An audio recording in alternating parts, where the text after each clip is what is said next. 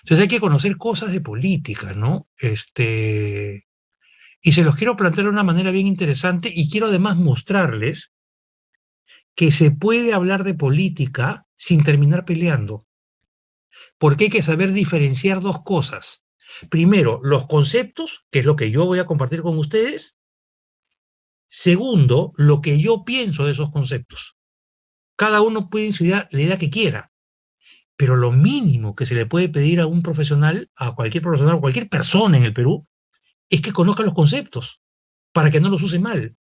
De ahí en más, si cree o no cree en determinada idea, depende de cada uno. Y en eso no hay discusión ni nada por el estilo, ¿no? Porque cada uno cree en lo que quiere. Entonces, miren, lo que vamos a hacer es eh, una línea muy larga que nos va a tomar la pizarra.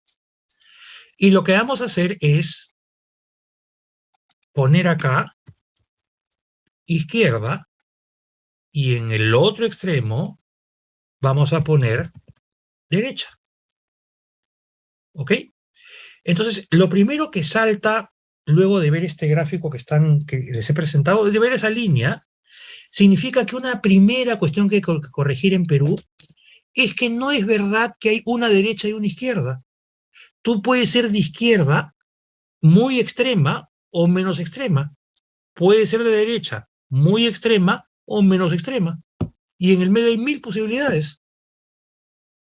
Entonces, en el Perú tenemos que romper, ¿saben qué cosa? Lo que se conoce como el nombre de pensamiento binario. Binario es que en tu cabeza hay dos opciones, o eres de izquierda o eres de derecha. Error, pues. En izquierda puedes tener mil posturas y en derecha puedes tener mil posturas también. Te dicen, la derecha quiere esto, la izquierda, ahora decía Aníbal Torres en el Congreso, porque la derecha es lo siguiente. ¿Cuál derecha? Explícame. ¿Cuál? ¿Cuál? ¿Se dan cuenta? Entonces vamos a ver las diferencias para que vean en qué consiste esto de acá.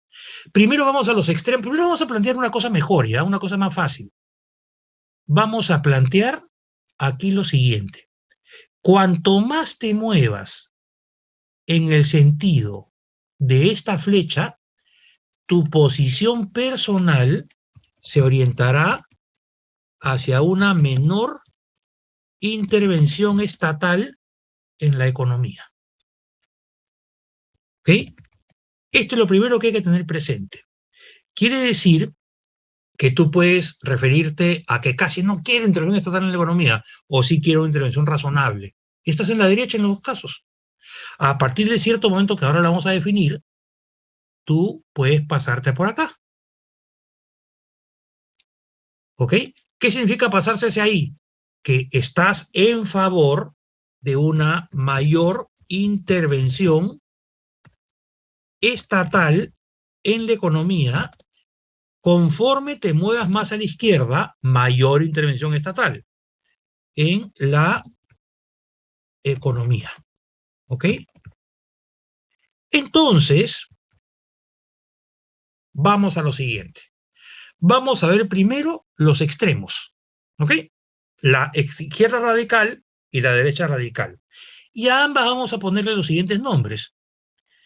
Por empezar por cualquiera. Acá vamos a llamarla Utopía 1 y acá vamos a llamarla Utopía 2. Si quieren, cambien los nombres para que no se arañen. ¿Ok?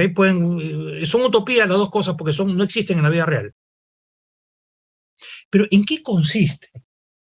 ¿En qué consisten y por qué les llamo utopías?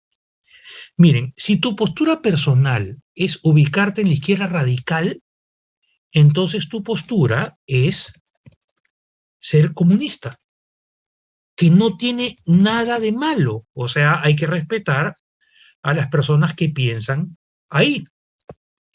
Pero lo que no podemos respetar es que digan que están ahí sin entender qué significa. Eso no. Eso sí no. ¿Ok? Entonces, vamos a explicar qué es el comunismo. ¿Ok? Ya. Para entender qué es el comunismo, hay que haber leído la fuente. Hay que haber leído un libro en 3 tomos, se llama El Capital y fue escrito por Carlos Marx. Como fue escrito por este filósofo austriaco-alemán llamado Carlos Marx, el comunismo se le conoce como parte del marxismo, no porque fue este pata el que inventó la palabra, por así decirlo. O sea, la única manera de entender realmente lo que Marx pensaba es habiendo leído ese libro. No las interpretaciones, no Wikipedia, no, ese libro. ¿Ok? Y en eso yo sí soy muy tajante. Eh, en mi caso, he leído los tres tomos dos veces. Uno cuando era estudiante en la Universidad del Pacífico, llevé Economía Marxista uno, 2 y 3. Sí, en la Universidad del Pacífico, para que se rompan mitos. Ahí aprendí que era el marxismo porque en cada uno de los cursos que llevé, que eran obligatorios para la carrera de economía, leí en cada curso leí un tomo del Capital. ¿Ok? Y después lo leí estudiando fuera otra vez. O sea, si leerlo en castellano fue un infierno, leerlo en inglés fue una pesadilla porque es difícil entender a Marx. Pero bueno, ¿qué es el comunismo? Lo primero que hay que decir acá, lo voy a escribir acá debajo, ya no sé si escribirlo o no, para no ocupar espacio. Bueno, vamos a escribirlo acá debajo, ¿ya? Lo primero que hay que entender es que Marx lo que estudia es la Inglaterra de los años 1800. Y es tan claro Marx y tan transparente Marx que dice toda esta obra se va a referir a lo que ocurre en la Inglaterra de 1800. Por lo tanto, para que yo pueda pensar en esas ideas, tengo que encontrar un país que esté viviendo más o menos algo parecido a lo que vivió Inglaterra en 1800. Porque si no estoy aplicando la teoría a otra realidad. Ok. Entonces, ¿qué había pasado en ese siglo en Inglaterra? Pues había ocurrido la revolución industrial. Este proceso a través del cual pues nacen un montón de fábricas, la tecnología mejora, y este nacimiento de las fábricas, de acuerdo con Carlos Marx, dividió a la sociedad en dos grupos de personas, que él llamó clases sociales. ¿Ok? Las clases sociales son un término que básicamente fue popularizado por Carlos Marx. ¿Qué, qué clases son estas? Bueno, lo que él decía era que la sociedad estaba dividida en dos grandes clases sociales. Por un lado, los dueños de los medios de producción, ahora lo explico, y los que no tenían medios de producción. ¿Qué cosa es un medio de producción? Es cualquier cosa que te sirva para producir. Por ejemplo, un escritorio, por ejemplo, en términos de una laptop, ¿ok? O sea, si tú tienes una laptop, tienes un medio de producción, ¿ok? Si tienes, pues, no sé, pues un tractor, eres dueño de un medio de producción. Si tienes un terreno donde has puesto un negocio, eres un dueño de un medio de producción. Entonces, lo que Marx decía era que los que no tenían los medios de producción, lo único que tenían era su propia capacidad de trabajo. O sea, si yo no tengo dinero, no tengo fábrica, no tengo nada, pero tengo mi capacidad de trabajar. Entonces, esa capacidad de trabajar hacía que estas personas trabajaran para los dueños de los medios de producción, o sea, para los dueños de las fábricas. Pero a cambio de esto, estos dueños de los medios de producción, estos que están acá, les pagaban un salario que Marx llamó salario de explotación. ¿Okay? Es decir, lo que Marx decía era que lo que las personas ganaban no reflejaba el número de horas de trabajo invertidas por esa persona. Es decir, lo que Marx decía era cuanto más horas trabajes, más debes ganar.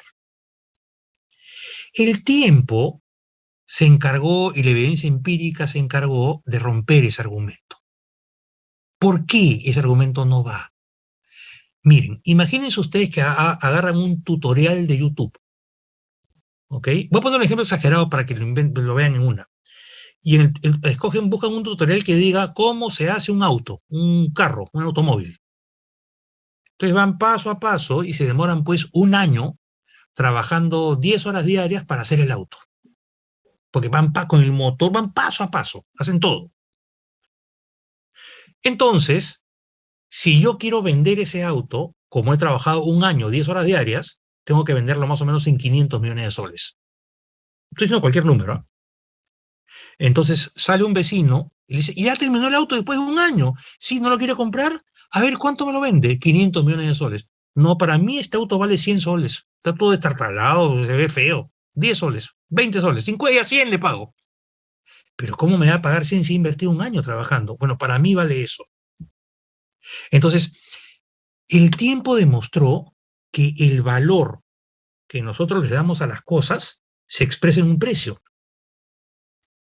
Y lo que más valoras tú, dependiendo de las circunstancias, le pones un precio más alto y estás dispuesto a pagar un precio más alto. Por ejemplo, si una persona se enfermó de COVID en 2020 y requería un balón de oxígeno y el Estado no lo tenía, entonces la gente compraba un balón de oxígeno donde sea y pagaba 5.000 soles. ¿Ok? Y si la persona estaba dispuesta a pagar eso porque valorizaba la persona el balón de oxígeno en 5.000 soles, entonces tenía que pagar 5.000 soles. Que fue un tremendo error que el Estado no proveyera de oxígeno, sí, pues es otro tema. A lo que voy es a que simplemente hoy día ya esa teoría quedó fuera, porque el valor de las cosas depende de lo que cada uno, ustedes, yo, cualquier persona que esté en este momento en la calle, valore algo. Hay momentos en que tú valorizas más un servicio de taxi que en otro. Cuando estás más cansada, más cansado, pucha, prefieres irte en taxi y le da más valor, pues. Y tú estás dispuesta a pagar un precio. Entonces, si tienes tiempo y no pasa nada y estás fresh, entonces te mueves en micro o una combi. Entonces, esto de acá, y esto sí es evidencia empírica, hoy día ya no se estila, o sea, no se estudia, por la sencilla razón que el valor no depende de cuántas horas trabajes, sino depende de cuánto valoran tu trabajo. ¿Ok? Entonces, si lo aplicamos a nosotros ahora, lo que hay que hacer es que la institución en la cual estoy valore cada vez más mi trabajo. Si valora cada vez más mi trabajo y a mí me hacen una oferta para irme a otro lado, entonces simplemente o la empresa me paga más o me quito. ¿Se dan cuenta? Miren el caso de los futbolistas, que es elemental, se ve en una, ¿no? Pero en fin. Entonces, ahorita voy al chat en un rato, quiero que vean cómo funciona esto. Entonces, lo que Marx decía era que iba a llegar un momento en que estos que están acá, fíjense, ¿ah? En que estos que están acá se iban a levantar en una revolución contra estos. O sea, lo que iba a haber acá era una revolución, si quieren, violenta. Estoy usando palabras del Capital, del libro de Marx. Violenta y sangrienta. ¿Ok? Es decir, lo que tenía que haber acá de por medio era una revolución. Y esa revolución iba a invertir a las clases sociales, porque lo que se iba a establecer aquí era lo que Marx llamó dictadura del proletariado. ¿De dónde viene la palabra proletariado? Viene de prole. Prole significa descendencia. Entonces, lo que Marx decía era que una persona que nacía pobre iba a ser pobre siempre. O una persona que provenía de clase media baja iba a ser clase media baja toda su vida.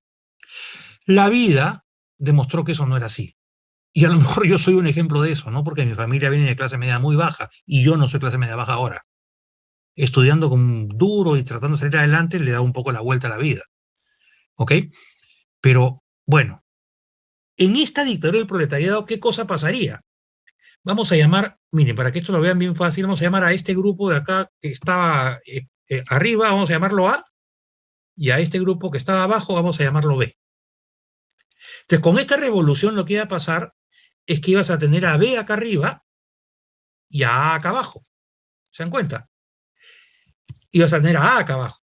Entonces, la clase trabajadora, que Marx llamó obreros, y tenía sentido que los llamara obreros, ¿no? Porque estaba estudiando un periodo en que habían fábricas. Los obreros iban a levantar e iban a establecer una dictadura en la cual los dictadores, porque él decía que la única forma de siendo dictadores, iban a explotar aquí a los ex explotadores. ¿Para qué? Para que los ex explotadores sintieran en carne propia lo terrible que es ser explotado. Este momento del tiempo, de la evolución de la humanidad, Marx lo llama socialismo científico. Hoy se conoce más con el nombre de socialismo radical, pero les estoy contando lo que está en el libro de Marx. Socialismo científico. ¿Ok? Y entonces, miren, miren. Ojo, por si acaso no pongo la palabra capitalismo al sistema previo, porque Marx jamás usó la palabra capitalismo. Nunca la usó. ¿Ok? Definió el sistema como un sistema de explotación, el vigente en Inglaterra de los 1800. Capitalismo es una palabra que aparece después, pero bueno. Entonces, ¿qué pasaba acá? Que en ese segundo momento ya ambas clases sociales habrían vivido y sentido en carne propia lo que es ser explotado. Y si ambos entienden lo que es ser explotado, lo terrible que es ser explotado, nadie va a querer explotar a nadie. Entonces, cuando ya todos se dan cuenta que lo mejor es que nadie explote a nadie, pasarías a un sistema que él llama comunismo, que si quieren pueden llamarlo como armonía perfecta, una armonía total. Y si hay armonía total, ya, ¿para qué requieres el Estado? Para nada, pues si todos somos, nos ayudamos todos con todos, todos somos felices. Entonces, esta sociedad ideal es una sociedad sin Estado, porque no se necesita, porque si ya todos viven armónicamente, tú no requieres de un ente central, porque ya todos nos entendemos, nadie explota a nadie y todos estamos bien. Todo es de todos. Y acá viene el siguiente elemento que es clave. Marx decía que la propiedad privada era un medio de producción. O sea, si tú tenías, por ejemplo, traído hoy, ¿no? Una laptop o un auto, tienes un medio de producción. Y entonces vas a explotar a los demás. Entonces, para que este sistema funcione, tendría que ser una sociedad en la cual no exista la propiedad privada. Entonces, ¿qué pasa cuando voy a la vida real? Cuando voy a la vida real, no la utopía, sino la vida real, no existe ningún país en el mundo que hoy día no tenga Estado.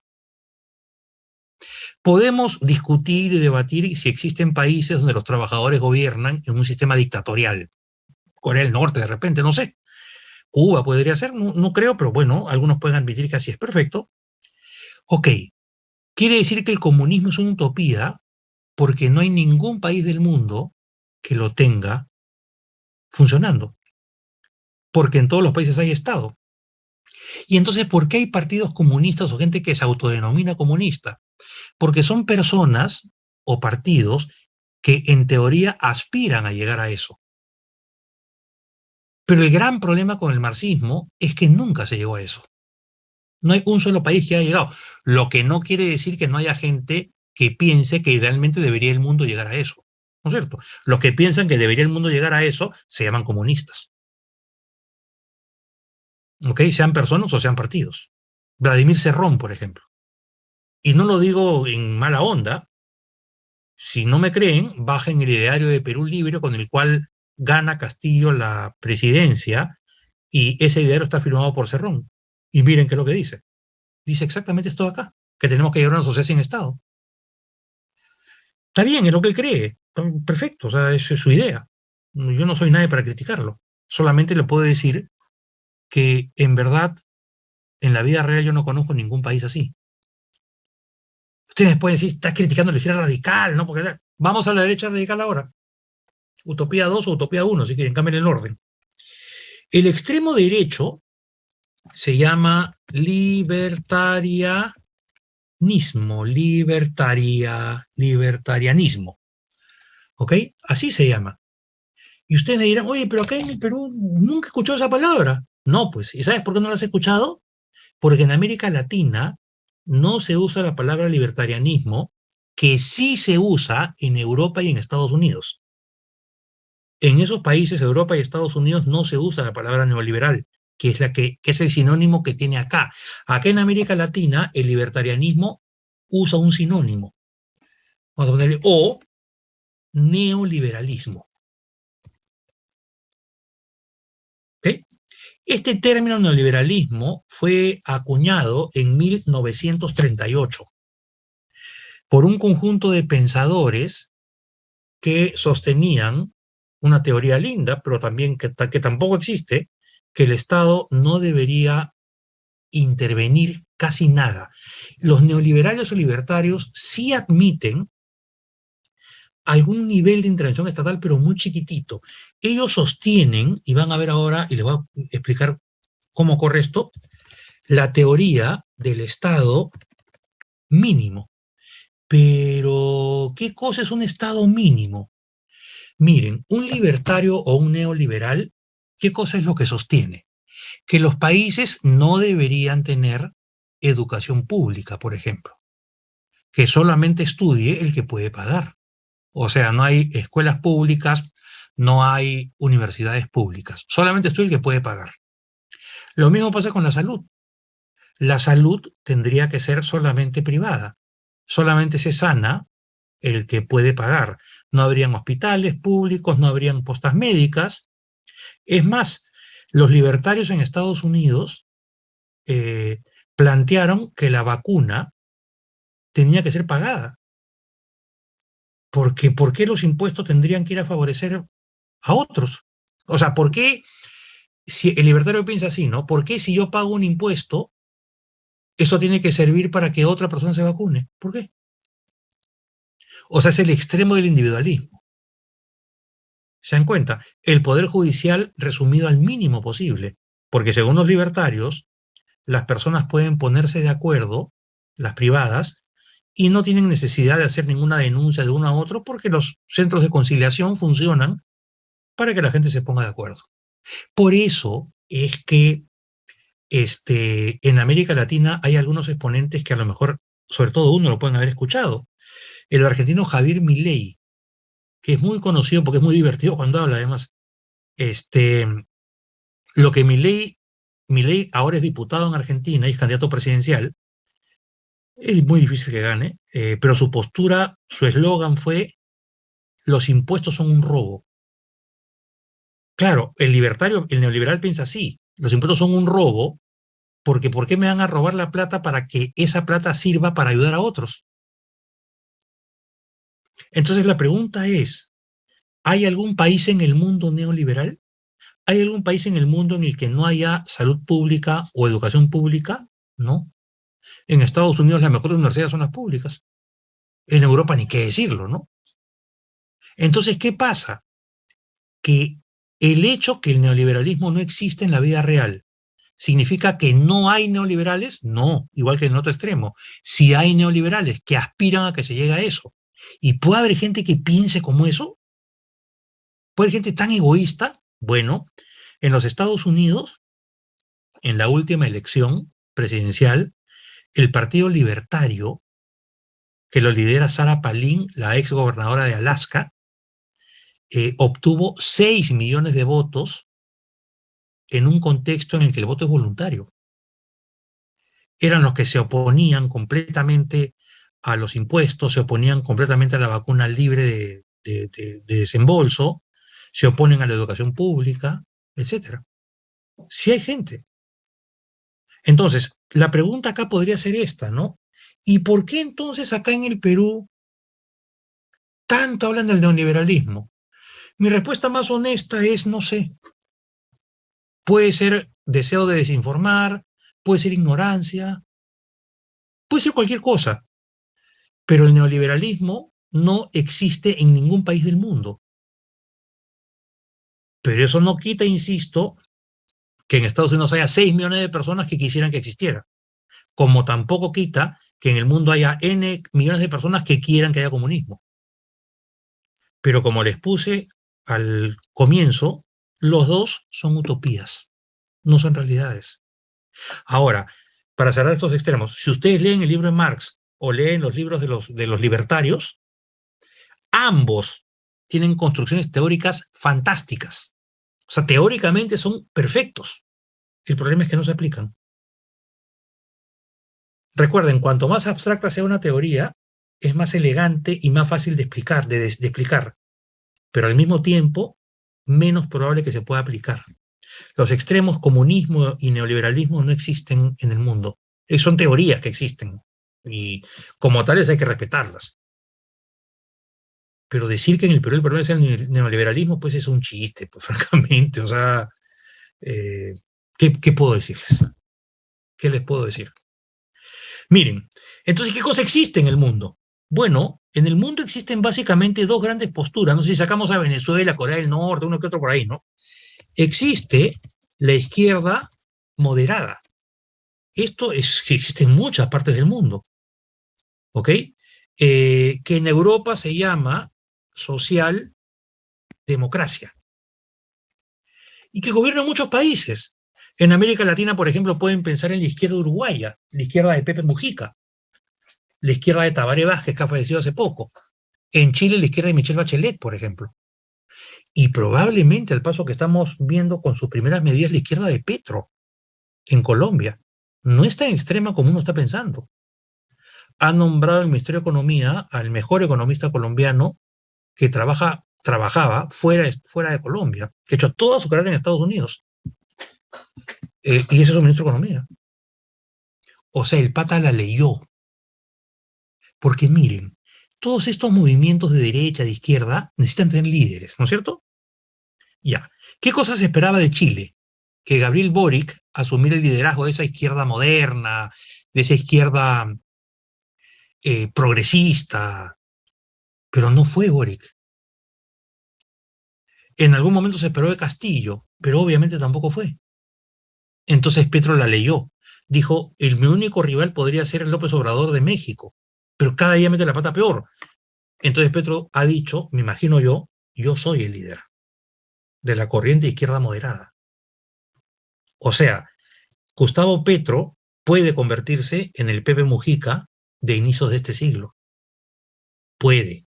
Hasta ahora va por ese camino. No sabemos si de un momento a otro se raya y hace una locura, pero hasta ahora va por ese camino. Miren la oportunidad que ha perdido Boric, ¿no? Y que perdió Castillo. O sea, han perdido oportunidades de oro, en realidad. ¿Y saben qué es lo que yo creo que los ha perjudicado? El fanatismo ideológico. Eso los ha vuelto locos, simplemente.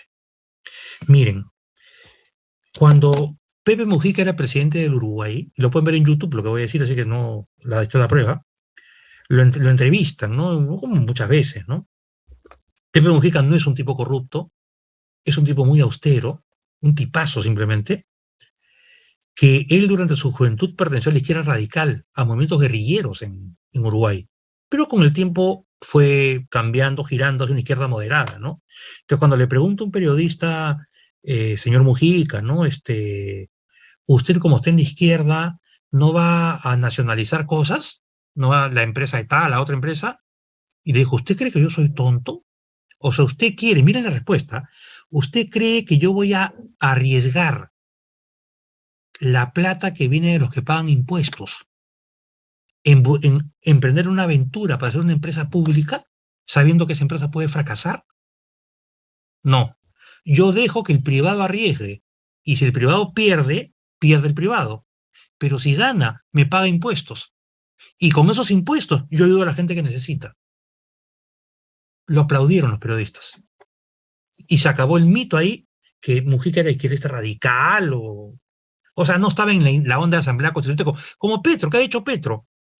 En su discurso de recepción del mando, ¿qué es lo que ha dicho? Ha dicho, por favor, olvídense de la Asamblea Constituyente porque no habrá Asamblea Constituyente.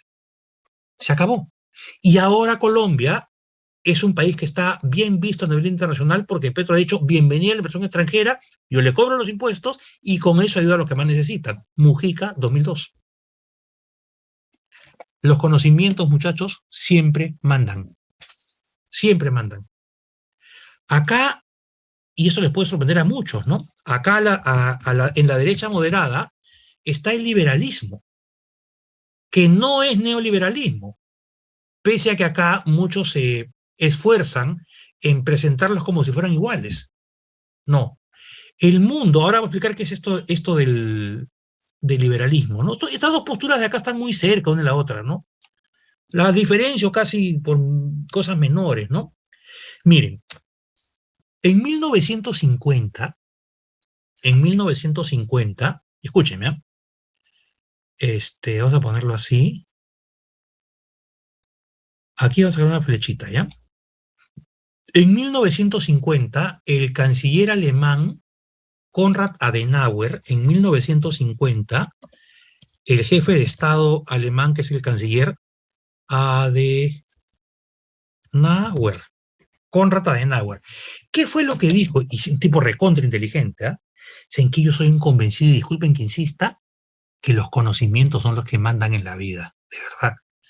Si tú no te esfuerzas por leer y por aprender, entonces quedas a expensas de embusteros y charlatanes. Si tú lees por tu cuenta y te autoeducas, ves datos, buscas mejorar, nunca te van a engañar. Pero si no, eres sujeto a los vaivenes del político de turno que te convence de cualquier cosa bonita porque tiene buena intención. Pero como les he dicho, la buena intención no es economía.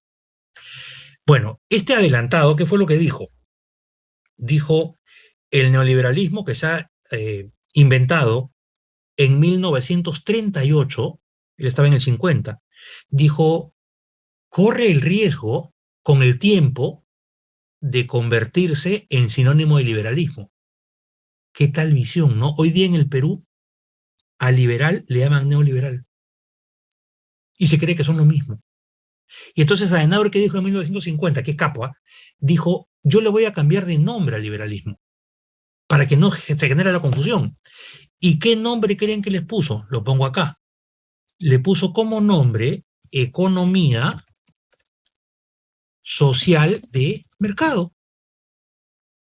Economía social de mercado, con lo cual a la postura neoliberal la llamó economía de mercado. ¿Qué es lo que pasa?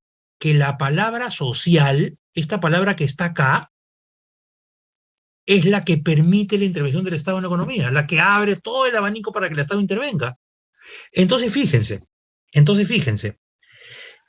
acá en Perú se ha hecho una campaña que la economía social de mercado fue puesta en la Constitución de 1993.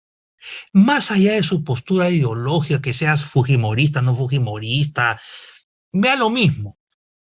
Lo que no, lo que no está bien es que se mienta. Eso no se puso en esa Constitución.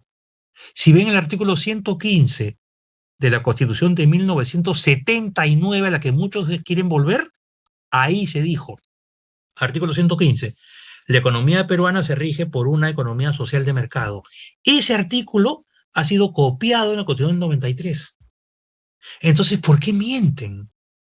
Y acá sí creo que mienten porque políticos de la talla de Verónica Mendoza, por ejemplo, no puede desconocer que en la Constitución del 79 se acuñó la expresión economía social de mercado, se puso, es que se escribió ahí, y la del 93 la copia. Esto está al margen que seas izquierda o derecha. Porque si tú mientes, si una persona miente, para mí ya no vale, ya simplemente, ya fue. Me da lo mismo lo que diga, porque me está mintiendo. No es tan difícil darse cuenta. Entonces, si esto está en las dos constituciones, miren, es tan claro, fíjense, es tan claro lo que estoy diciendo que no, recuerden que en los años 80, ustedes deben haber leído historia del Perú, ¿no? Historia económica del Perú, ¿no? En los años 80, Alan García en su primer gobierno destruyó la economía peruana, teniendo como marco una economía social de mercado. Después del 93 hasta hoy día, no se ha destruido las bases de la economía como intuimos en la gráfica previa, y seguimos con la misma cuestión. Entonces la pregunta es, ¿qué es una economía social de mercado? Antes de eso, me interesa mucho, lo vamos a ver acá abajo, ¿ya? Voy a ojalá el espacio me alcance, si no, paso a la otra pizarra, ¿ya? Me interesa mucho ver qué cosa es un modelo. ¿Por qué? Porque ya me tenían hinchado entre la primera y segunda vuelta, que el problema es el modelo, que el modelo sí, que el modelo no. Y yo en Twitter preguntaba a todos los que hablaban, ¿qué es un modelo? Y claro, cuando responden insultando, porque Twitter es una suerte de desfogue de frustraciones, es porque no saben tampoco. Repiten. y no saben porque no leen, porque no se cultivan. Pero hay que leer. El acceso a Internet te permite leer. Por lo menos lee Wikipedia. Eso, no pido más. Entonces, un modelo son los lineamientos generales de algo. ¿Ok? Un modelo, por ejemplo, puede ser una maqueta de un edificio. Una maqueta es un modelo, ¿no? Porque si alguien quiere construir un edificio de departamentos, la maqueta no te dice dónde van a estar los enchufes ni nada de eso. Es una visión general, nada más. Pero te pongo un ejemplo más fácil.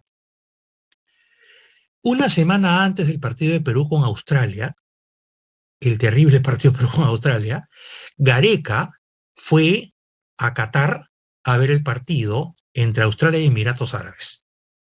¿Cuál era la idea de Gareca? A partir de lo que veía, plantear el partido contra Australia. O contra el ganador, que fue Australia, ¿no? Podía haber sido Emiratos. Ok. Y entonces Gareca tenía a su disposición varios modelos para parar el equipo en la cancha. Quienes les gusta el fútbol me van a seguir rapidísimo. Una posibilidad era 4-3-3. 4 defensas, 3 volantes, 3 delanteros. Ese es un modelo. Otro modelo era 3 defensas, 5 mediocampistas y 2 delanteros. Ese era otro modelo. Otro modelo era 3-5-1-1.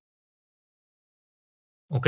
Entonces Gareca lo que dijo, o lo que se vio, es que optó por el 3-5-1-1, que de hecho se pasó el modelo que sí le había funcionado, ojo con este dato, sí le había funcionado durante los últimos 6 partidos de las clasificatorias. Dijo, si esto me funcionó, esto va. ¿Ok? ¿Pero qué pasó ese día? Bueno, pasaron básicamente dos cosas, ¿no? Entre otras cosas, algo en lo cual vamos a estar todos de acuerdo. Los jugadores jugaron mal. Los intérpretes del modelo jugaron mal.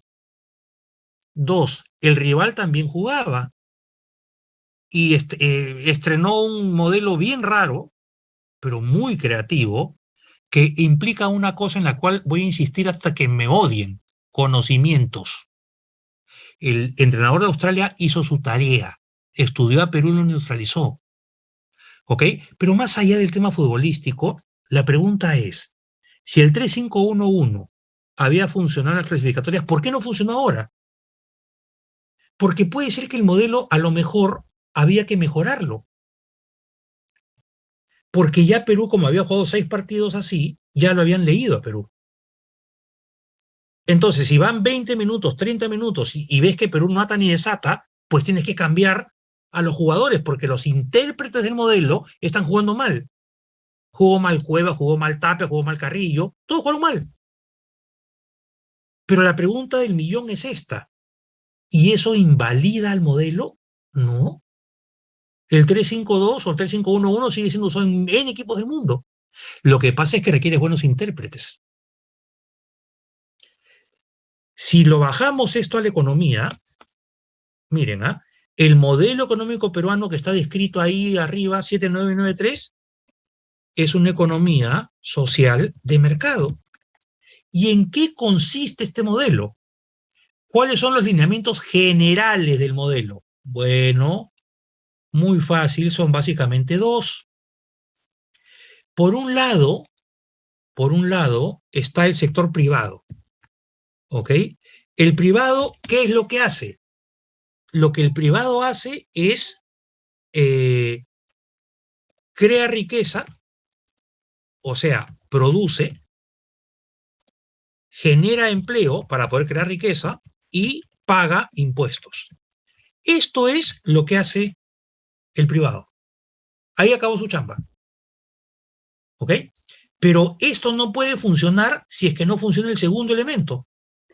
El segundo elemento es el Estado, que sí actúa porque no es una economía de mercado, sino una economía social de mercado.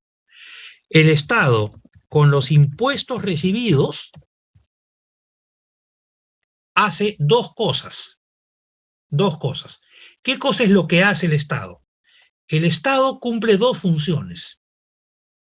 La primera función es la función de redistribución. Redistribución quiere decir que los impuestos recibidos sirven para igualdad de oportunidades, para igualar las oportunidades. Es decir, conseguir igual educación y salud para todos. Que no dependa si naciste en un hogar con dinero o en un hogar sin dinero, tu acceso a una buena educación o a una buena salud. ¿Ok?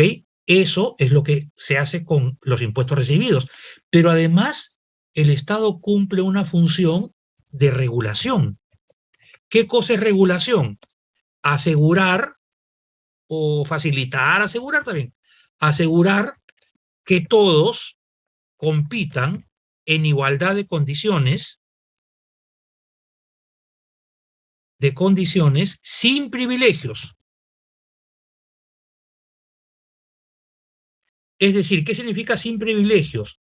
Que la razón por la cual tú consigues algo en la vida no sea que tú conoces al ministro tal o eres amigo del presidente o lo que fuere, sino que en una economía social de mercado los méritos son los que mandan y el Estado evita, o primero, facilita que la competencia exista porque da igualdad de oportunidades, y en segundo lugar, evita que las empresas se pongan de acuerdo para vender más caro un bien o un servicio. Las castiga. En Alemania la cierra simplemente. A ese extremo llega. El castigo no es una multa, la cierra simplemente. Entonces, si yo tuviera esto se llama modelo, porque es como un ideal, ¿me dejo entender? Entonces, la gran pregunta es, ¿y esto que están viendo ustedes acá, existe en el Perú? Dos cosas muy simples. En el Perú, ¿todos pagan impuestos? Dos, en el Perú, ¿los méritos realmente determinan tu posición en el mercado laboral? No, ¿no es cierto? Entonces, lo que van a escuchar a continuación, en estos últimos minutos, es lo siguiente. Lo voy a poner acá abajo, aunque no queda poquito espacio, no me hace, pero lo voy a explicar más que otra cosa. Yo lo que creo es que Perú no tiene una economía social de mercado, ¿ok? Pero voy a hacerlo con otra pizarra, ¿ya? Porque estoy muy apretado de espacio ahí. Miren, ¿ah? Vamos a borrar esto de acá. Si quieren pueden tomar una captura de pantalla. Esto es un sorbo con agua. Muy bien. Entonces, vamos a borrar esto y les voy a poner acá, porque ya les dije que soy demócrata por definición, mi opinión. ¿Ok? Y lo pongo así. Es mi opinión, no tenemos que coincidir para nada. Yo lo que creo es que en Perú no hay una economía social de mercado. Ni siquiera nos acercamos. ¿Por qué no nos acercamos? Porque lo que yo creo que hay en Perú es lo que he denominado en diversas charlas, en diversos espacios, lo que hay en Perú es una economía de contactos, donde las cosas, los logros, no en todos los casos, ¿ah? Porque hay partes donde sí hay meritocracia, los logros se consiguen por conexiones con el presidente de turno o ministros de turno o cualquier funcionario público. ¿Ok? Es decir, la economía peruana para mí es una economía de privilegios. Y uno puede decir, pero los privilegiados son los ricos, pues. Algunos sí, y antes habría que definir qué cosa es rico, dicho sea de paso, ¿no? Pero hoy en día, ¿no es verdad acaso que gente que no tenía chamba ahora la tiene en el Estado? ¿Me pueden negar eso? ¿No es verdad acaso que hay muchos ministros que no dan la talla para el cargo y que mucha gente que ha hecho carrera en los ministerios respectivos tendría que haber llegado a ser ministra o ministro y no ha llegado porque antes llegó un amigo del presidente? ¿No es verdad acaso lo que estoy diciendo?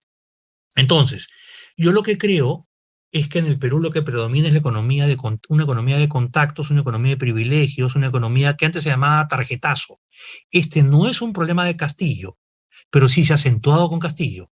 Igual pasó con PPK, igual pasó con Humala, igual pasó con García, con Toledo, con Fujimori, igual. Porque nuestro problema no está en el modelo, nuestro problema está en las personas. Entonces, mientras las personas no respetemos que para ciertos cargos tienes que estar preparado, como ocurre en el sector privado, en la mayoría de casos, ¿no? Para que te asciendan, tú tienes que demostrar que sabes. Si no, no te ascienden. O sea, el ascenso no es un favor. Si te ascienden es porque sabes, porque valora a la empresa lo que tú puedes aportar. Si sientes que no estás valorado y sí sabes, entonces busca empleo en otro lado, sin miedo. Porque se supone que una persona me está diciendo, pero es que yo sé, perfecto. Entonces, si tú estás seguro que sabes, entonces busca empleo en otro lado. Listo. Yo soy muy directo en estas cosas. He vivido más de 10 años fuera del Perú. He viajado muchísimo, y esto no es ningún cherry de nada, por razones laborales, como les dije, apoyar otros gobiernos. Al Perú nunca he tenido la oportunidad de hacerlo, pero he aprendido en países avanzados, Finlandia, Alemania, que tuve un tiempo también, a que es mejor ser directo y no meter floro. El floro no sirve. Hay que ser directo. Los méritos y tus estudios son los que tienen que mandar.